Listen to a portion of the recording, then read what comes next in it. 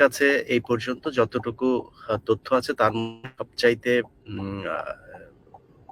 গুরুত্বপূর্ণ যে তথ্য সেটা হচ্ছে যে শেখ হাসিনার সম্ভবত মানে আমি সম্ভবত বলছি, কিন্তু আমার কাছে যিনি তথ্য দিয়েছেন তিনি গ্যারান্টি সহকারে বলেছেন যে শেখ হাসিনা দেশ ত্যাগ করেছেন এবং তিনি পদত্যাগপত্র দিয়েই তারপরে দেশ ত্যাগ করেছেন।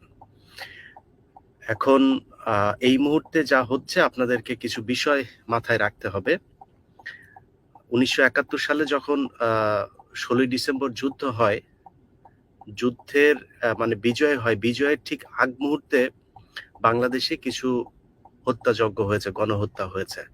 সেই ঘটনাগুলোকে দায় চাপানো হয়েছে যুদ্ধ অপরাধী পাকিস্তান তাদের উপরে, কিন্তু বাস্তবিক অর্থে সেই ঘটনাগুলো ঘটিয়েছিল ভারতীয় গোয়েন্দা সংস্থা।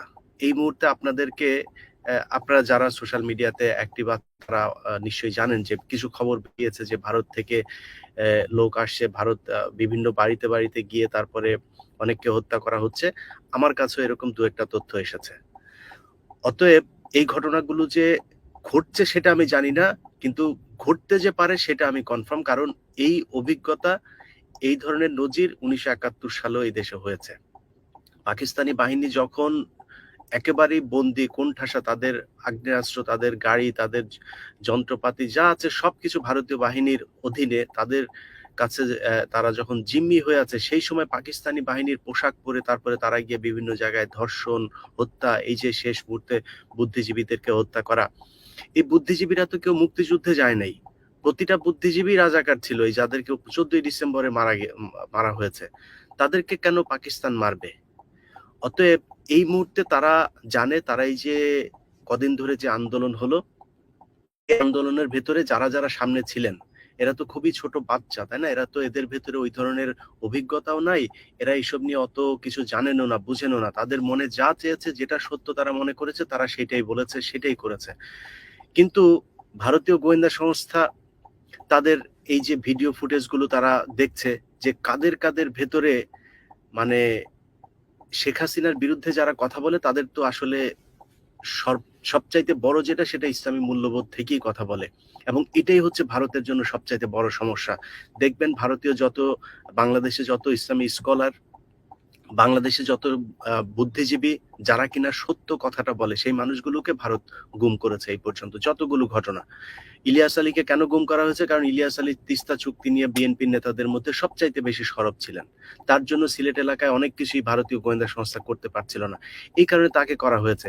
আবরারকে কেন মারা হলো? ভারতের বিরুদ্ধে কথা বলা হয়েছে। দেলোয়ার সাঈদীকে কেন হত্যা করা হলো? এই সব কিছু, এই যে জামাত ইসলামের বিরুদ্ধে কেন তাদের এত ক্ষোভ, সবই ভারতের কারণে। অতএব এই মুহূর্তে তারা দেখেছে যে কাদের কাদের ভেতরে দেশপ্রেম আছে, সেগুলোকে মারতে হবে, সেগুলোকে শেষ করতে হবে। অতএব শেষ মুহূর্তে তারা সেই ধরনের সুযোগটা নিতেও পারে। যারা আন্দোলনে ছিলেন, আমি বিশ্বাস করি আল্লাহ যদি সবকিছু ঠিকঠাক রাখেন, এই পরিস্থিতি থাকবে না। এই কয়টা দিন আপনারা আন্দোলনে থাকেন। যদি আন্দোলনে কেউ নাও যেয়ে থাকেন, তাহলে যারা এই কয়দিন বিভিন্ন জায়গায় কথাবার্তা বলেছেন, আন্দোলনে ছিলেন, বিভিন্ন ক্যামেরায় আপনাদেরকে দেখানো হয়েছে, আপনারা অন্তত আত্মীয়-স্বজনের বাসায় গিয়ে থাকেন। কারণ যেটা বললাম যে শেষ মুহূর্তে বাংলাদেশের সেনাবাহিনী কি আচরণ করছে, সেনাবাহিনীর কি মানে তাদের আপনাদের সামনে যে ধরনের আক্রমণাত্মক ভূমিকা রাখার জন্য শেখ হাসিনা তাদেরকে পাঠিয়েছে, আপনি গত এই কয়েক ঘন্টায় দেখেছেন যে তাদের ভেতরে সেটা নাই। সেনাবাহিনীর ট্যাঙ্কের উপরে উঠেও সাধারণ ছাত্ররা উল্লাস করছে।